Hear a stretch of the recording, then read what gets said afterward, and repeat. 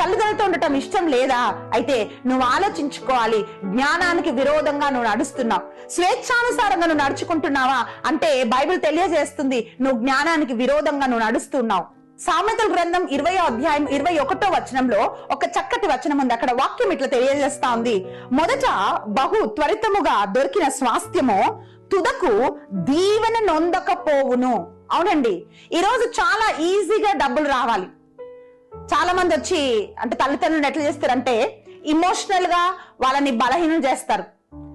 వాళ్ళ దగ్గర నుంచి ఎలా రాబట్టాలో వాళ్ళకి బాగా తెలుసు.